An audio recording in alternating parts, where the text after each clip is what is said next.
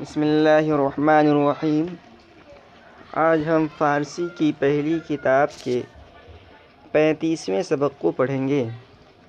تو ہمارا آج کا سبق ہے ماہائے قمری۔ ماہ کے معنی مہینے کے آتے ہیں، اسی کی جمع ہے ماہ، اور اضافت کی وجہ سے یا مجہول آیا ہے، تو ماہائے قمری کا ترجمہ ہو جائے گا قمری مہینے۔ تو دو قسم کے مہینے ہوتے ہیں، ایک شمسی مہینے ہوتے ہیں اور ایک قمری مہینے ہوتے ہیں۔ سورج کے حساب سے جب دنوں کو شمار کیا جائے تو اس سے شمسی مہینے اور شمسی سال تیار ہوتے ہیں، اور چاند کو دیکھ کر ایام کو شمار کیا جائے تو اس سے قمری مہینے اور قمری سال تیار ہوتے ہیں۔ تو شمسی مہینے کو الگ نام سے یاد کیا جاتا ہے، قمری مہینے کو الگ نام سے یاد کیا جاتا ہے۔ تو یہاں ہم پڑھیں گے کہ قمری مہینوں کو فارسی زبان میں کس طرح تعبیر کرتے ہیں۔ تو کہہ رہے ہیں ماہائے قمری، قمری مہینے۔ محرم، ماہ محرم الحرام کو محرم کہا جاتا ہے۔ صفر، دوسرا مہینہ صفر ہے۔ تیسرا مہینہ ہے ربیع الاول، اور چوتھا مہینہ ہے ربیع الآخر۔ پانچواں مہینہ جمادی الاول، چھٹا مہینہ جمادی الآخر۔ ساتواں مہینہ ہے رجب، اور آٹھواں مہینہ ہے شعبان۔ نواں مہینہ ہے رمضان، اور 10واں مہینہ ہے شوال، اور 11واں مہینہ ہے ذی القعدہ، اور 12واں مہینہ ہے ذی الحجہ۔ یہ قمری مہینے ہیں۔ تو اردو میں بھی ہم ان مہینے کو اسی طرح تعبیر کرتے ہیں، اور فارسی میں بھی یہی تعبیر استعمال ہوتی ہے۔ عربی زبان کے اندر کچھ فرق آ جاتا ہے، تو آپ ان مہینوں کو یاد کر لیں۔ اور اب آگے ہم پڑھتے ہیں ساری کتاب۔ ان مہینوں کو فقرہ و جملہ میں استعمال کریں گے۔ کہہ رہے ہیں یکم شوال عید الفطر است، یکم شوال عید الفطر است، ایک شوال کو یا شوال کی پہلی تاریخ عید الفطر است، عید الفطر ہے۔ شوال کی پہلی تاریخ عید الفطر ہے۔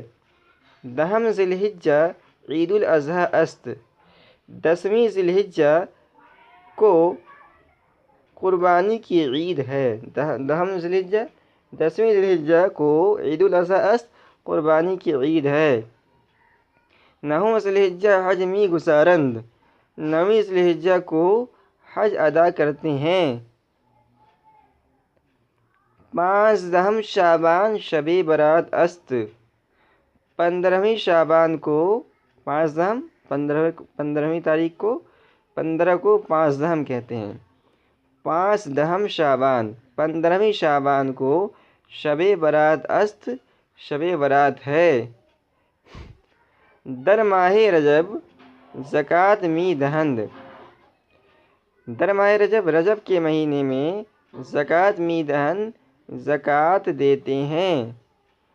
در ماہ رمضان روزہ می گیریم، در ماہ رمضان، رمضان کے مہینے میں روزہ می گیریم، ہم لوگ روزہ رکھتے ہیں۔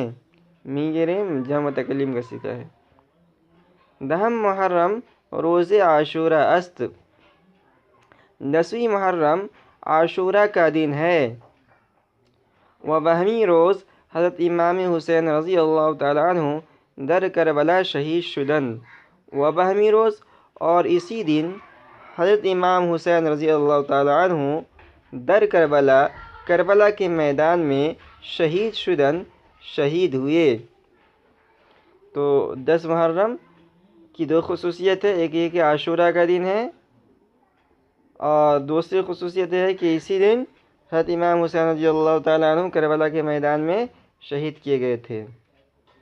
آگے ہے مشہور است کے ولادت حضرت رسول خدا صلی اللہ علیہ وسلم 12 ربیع الاول است، مشہور یہ ہے کہ ولادت حضرت محمد صلی اللہ علیہ وسلم، حضرت رسول خدا صلی اللہ علیہ وسلم کہ حضرت رسول خدا صلی اللہ علیہ وسلم کی ولادت 12 ربیع الاول است، ربیع الاول کی 12 تاریخ کو ہوئی تھی۔ تو 12 یہ فارسی زبان میں 12 کو کہتے ہیں۔ تو مشہور یہ ہے کہ حضرت رسول خدا صلی اللہ علیہ وسلم کی ولادت ربیع الاول کی 12 تاریخ کو ہوئی ہے۔